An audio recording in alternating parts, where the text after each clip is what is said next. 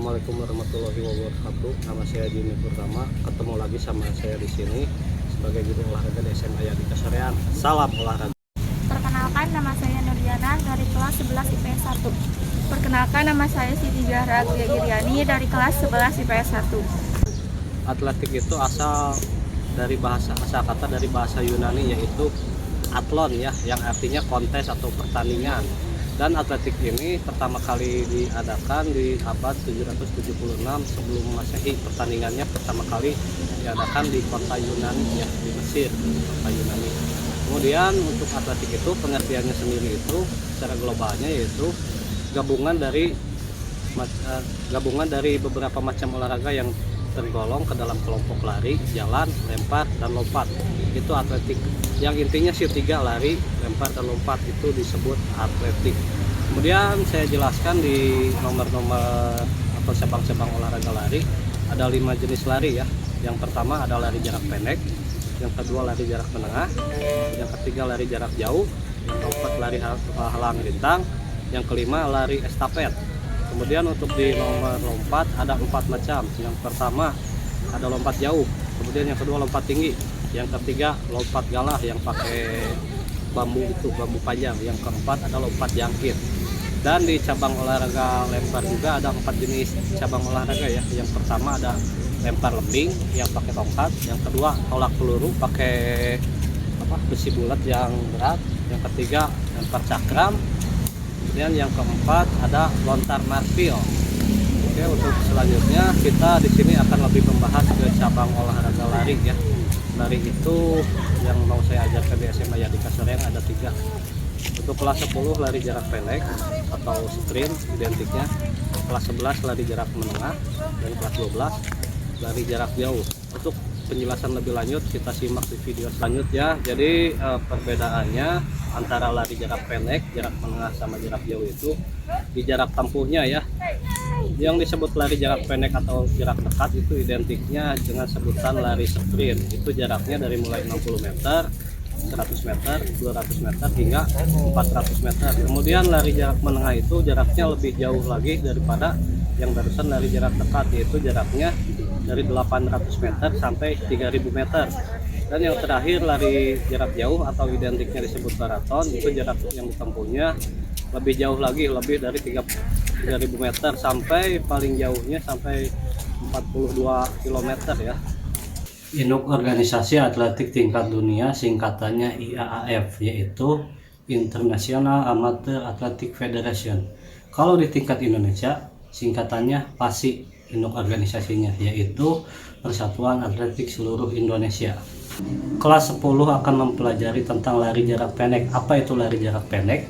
Lari jarak pendek istilah lainnya disebut dengan lari sprint. Kenapa sprint? Karena dilakukan sangat cepat. Jadi unsur yang dinilai di sini yaitu unsur kecepatan ya, dan jarak yang ditempuhnya juga dari mulai 60 meter hingga 400 meter.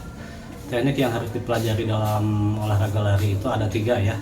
Yang pertama teknik start atau awalan, yang kedua teknik saat berlari, dan yang ketiga teknik memasuki garis finish.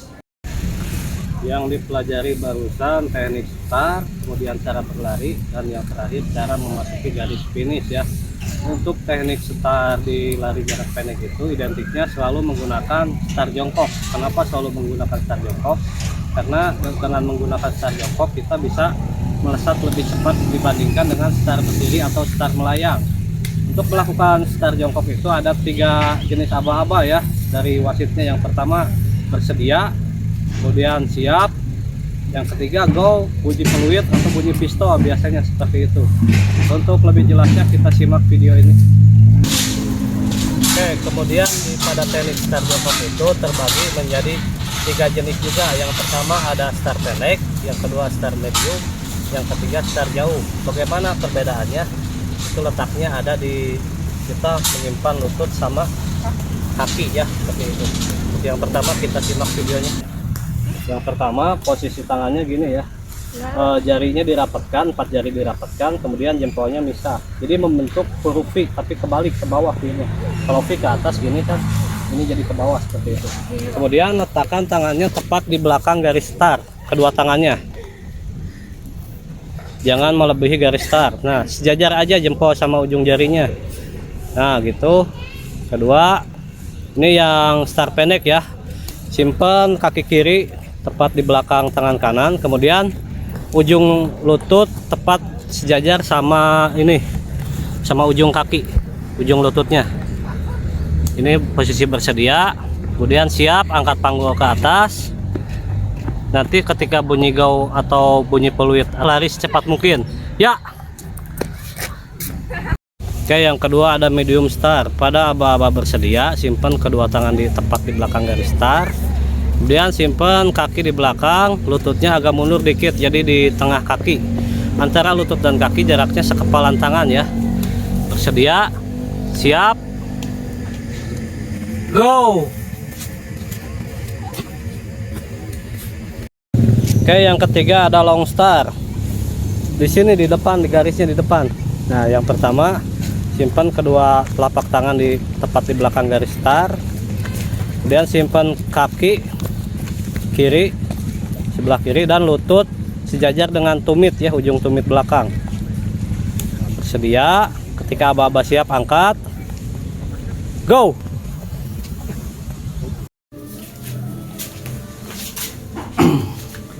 Lari jarak pendek bisa disebut juga sprint. Kenapa sprint? Karena larinya dilakukan secepat mungkin. Kenapa secepat mungkin? Karena jarak yang ditempuhnya sangat pendek ya. Dari mulai 60 meter hingga 400 meter itu disebut cabang lari jarak pendek.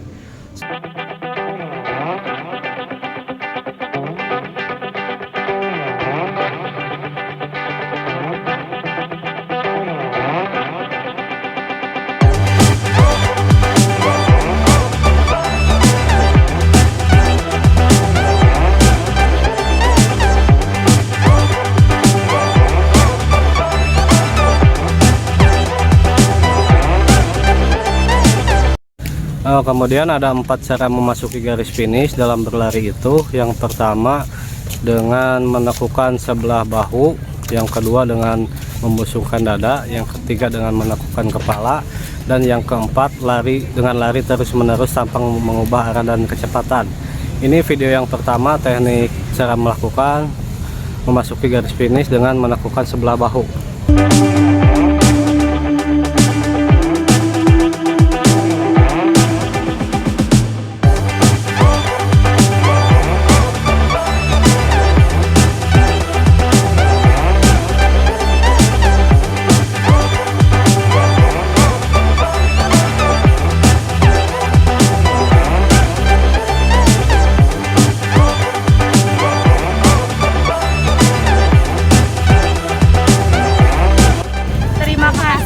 Sudah menonton video ini, jangan lupa like, comment, share, and subscribe. Dadah.